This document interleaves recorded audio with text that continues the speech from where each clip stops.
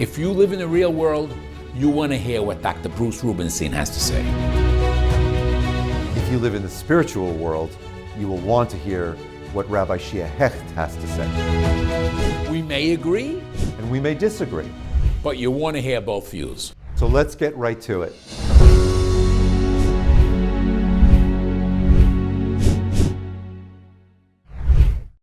Welcome to another episode of the Rabbi and the Therapist.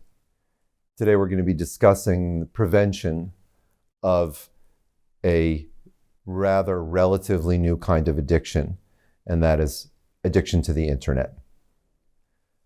Rabbi, do you hear about this multiple times on a daily basis? Yeah, and I would probably say it is, from all the calls you get, as when I put on my therapist hat and my advisor hat to people. Yeah. If it's schools, if it's individuals, if it's parents, if it's children, if spouse, husband, wife, the internet is a problem. It's a great blessing. And if you want to talk from Kabbalah, well, if it has a great potential for good, it has to have the great potential For bad. For bad.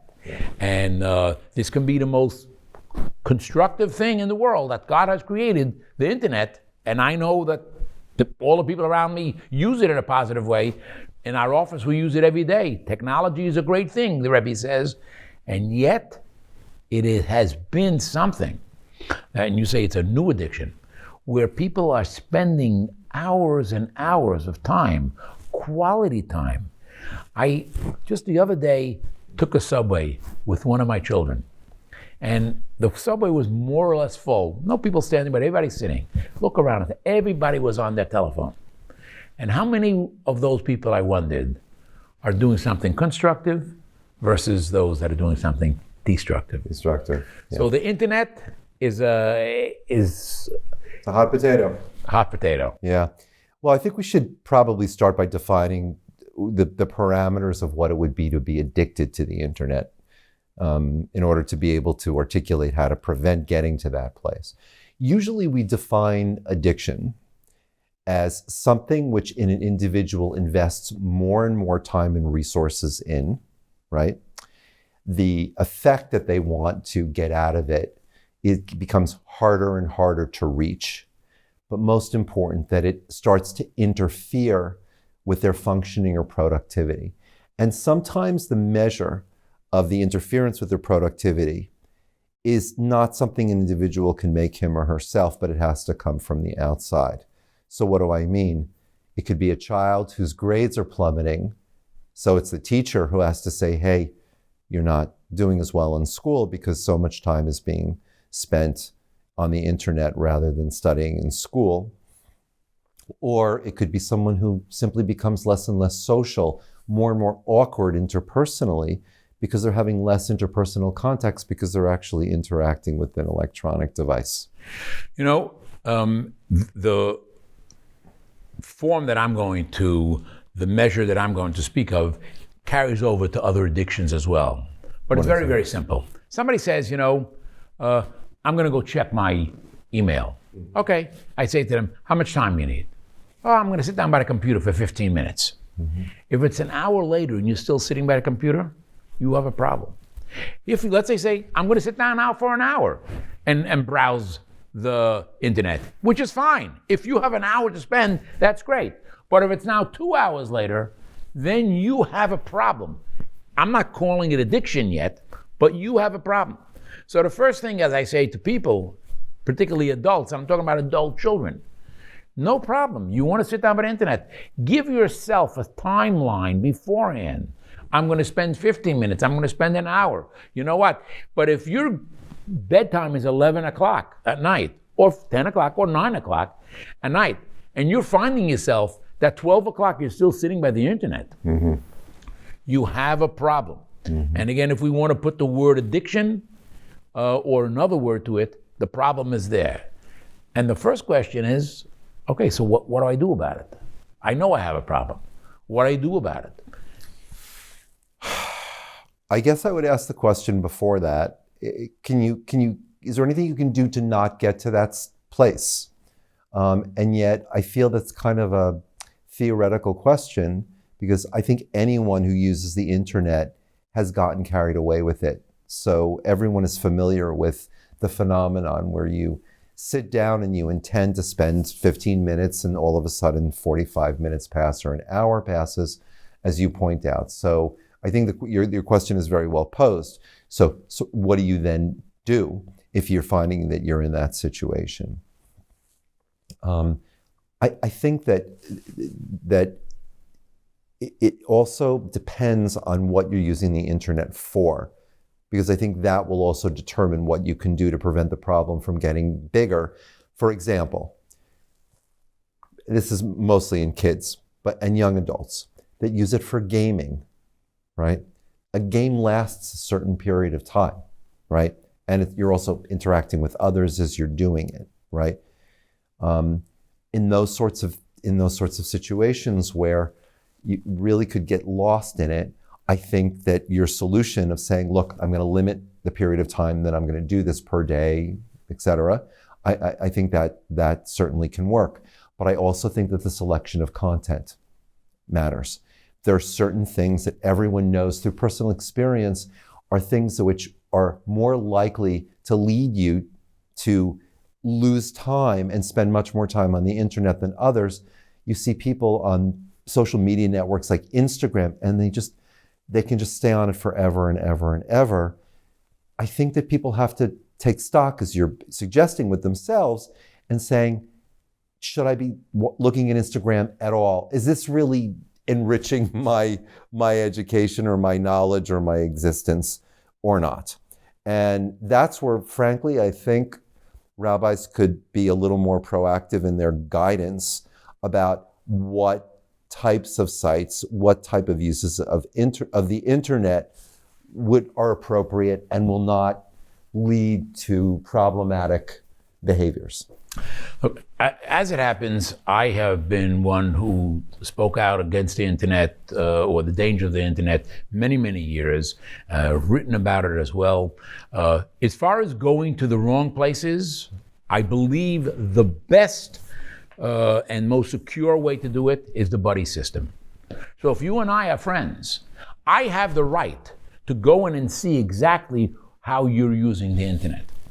And that buddy system, particularly if you're dealing with a child, perhaps an adult, mommy can check me, daddy can check me, my Rebbe, my teacher, my Malamed, they can check me at any given time. They can go on and see exactly what sites I'm going to and how much time I'm spending. That's, I think, a very, very good safety net that you're not going to go to the wrong places. I think what we're really talking about here when we talk about addiction is more so time. And the first question that I would ask somebody, as we talk in the addiction in general, has your behavior ever held you back from being at time to school, being at time on your job, being Exactly. at time to your thing? Yeah. You know, if you find yourself, it's candle lighting time and you're still sitting by the computer, you have a problem. Mm-hmm. I think also over here, we have a different issue, and that is parents are happy when the children are not nagging them and not nudging them. Okay, spend some time on a computer. So let's say I have the firewalls that are going to protect my child not to go to the wrong places, or I have a buddy system so I know my child is not going to go to places that they shouldn't go. The next question is a situation of time. Here the parent has to have a little bit more responsibility, because you may be happy that my kid is not bothering me now. My kid is quiet. Everything is great. Let them spend another 15, 20 minutes. Let them spend another half hour. The first thing is, I think every family has to have rules and regulations, like in everything else, of time. The morning before you go out to school, that's not a time to check your emails. I agree with you that I think that the most reliable parameter for behavior, if it's becoming problematic, is a measurement of time. As I mentioned earlier, one of the definitions of addiction is that you see a person investing increasing amounts of resources. I agree. There's one area, though, that I think is not time dependent, but is quite specific to the internet, and is quite problematic. and this is particularly the younger, like kids, adolescents, but young adults. The reliance on the internet for social interactions in lieu of face-to-face interactions. People meeting other people on the internet. I mean, on the one hand, you think it's an amazing thing. You can meet someone from halfway across the world chatting online. But at least what we're seeing is are destructive relationships, at times predatory relationships that are being established on the internet because the internet is being used to establish social interactions. I'm loath to call them social, but with other individuals rather than face-to-face. That is less time dependent, but equally as destructive and problematic. Right. Very destructive, and in so many different varieties. You know, people think that, hey, I'm going to protect my child. Not always can you protect your child, because what we say, the ganef, the thief, figured out how he's going to get around your lock, how he's going to get around that door, how he's going to break that window, get through that window to be able to steal from you. And likewise, when you're talking about various different ways of and protection to your child with internet, and sometimes, by the way, it's a question of making a connection, and that connection is then transferred over to somebody else. Sure. So you say, hey, I checked it in. I see who my child is hanging out with on the internet. It's very, very different than in my days of who the guy was hanging around in the back of the shul, or who's hanging around in the candy store or at the ice cream shop. Right. This is because you say half the world, but also you can disguise yourself. I can tell you I'm somebody else. How would you know? Right. You know, and I can these predators, when you say the time and efforts and the experience that they have is way beyond the time and of the good guys. Mm-hmm. And we don't realize it, that, hey, I think I'm protected. You're not protected. And you don't know where it's going to come from, and you don't know what time it's going to come, and when your child is going to be desperate. We're not talking about the regular day. What about the rainy day?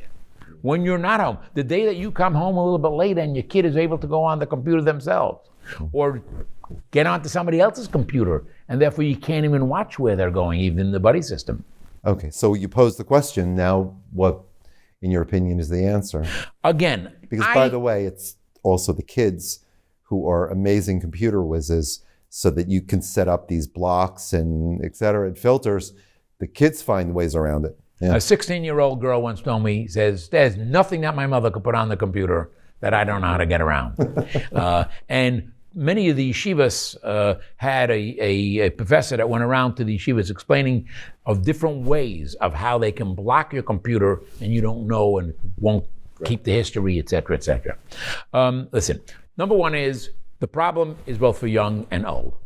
Just because I'm a little bit older, just because I'm the parent, I've seen that it's equally as men, women, and children. This is something that we all have to be concerned with. Number one. Number two is a computer, in my opinion, in the home should always be in a public place. That is one of the best preventions that you can have. Excellent it's suggestion. Always in a public place. Number one. Two. Number three, if you can work out some buddy system, that would be very, very appropriate and very, very good. But number four, to stress to your child and to yourself, the computer is used for what?